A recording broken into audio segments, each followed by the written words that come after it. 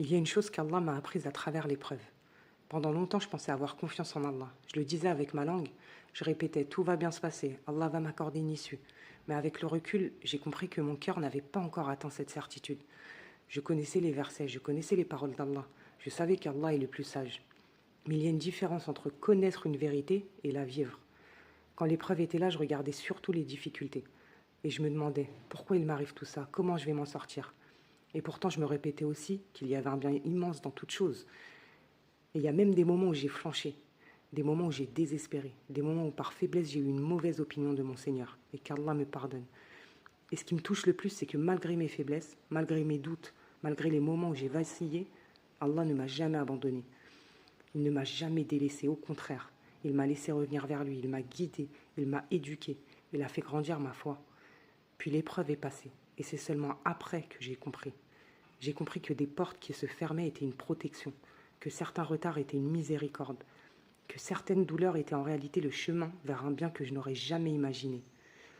Et c'est à ce moment-là que la parole d'Allah est véritablement descendue dans mon cœur. Il se peut que vous détestiez une chose alors qu'elle est un bien pour vous.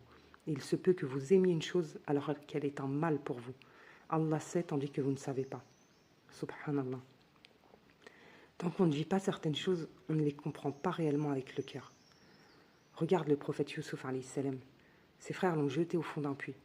Puis il a été vendu, éprouvé, emprisonné alors qu'il était innocent. À chaque étape, Allah dirigeait son affaire avec une sagesse parfaite.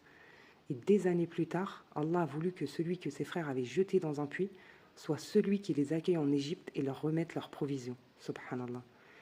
Parfois, ce que nous croyons être un mal est en réalité un immense bien qu'Allah est en train de nous préparer. Voilà la sagesse d'Allah. Nous regardons l'épreuve alors qu'Allah, lui, connaît toute l'histoire. C'est pour cela qu'il ne faut jamais désespérer de la miséricorde d'Allah. Même quand on ne comprend pas, même quand notre cœur est fatigué, même quand tout semble fermé. Parce qu'Allah sait ce que nous ne savons pas. Alors quand les pensées reviennent, quand elles te disent que tout est fini, que tu ne t'en sortiras jamais, ou qu'Allah t'a abandonné, ne les laisse pas s'installer dans ton cœur. Rappelle-toi des paroles d'Allah. Rappelle-toi de ses promesses. Demande-lui de raffermir ton cœur. Demande-lui de t'accorder une bonne opinion de lui. Parce que nos pensées peuvent nous tromper, mais les paroles d'Allah sont toujours vraies. Aujourd'hui, avec le recul, je comprends que si Allah ne m'avait pas fait passer par cette épreuve, je n'aurais jamais appris à placer ma confiance en lui de cette manière. Je n'aurais jamais compris avec mon cœur l'immensité de sa sagesse. Je n'aurais jamais compris l'étendue de sa miséricorde. Et c'est peut-être ça le plus grand bien qu'Allah avait caché derrière cette épreuve.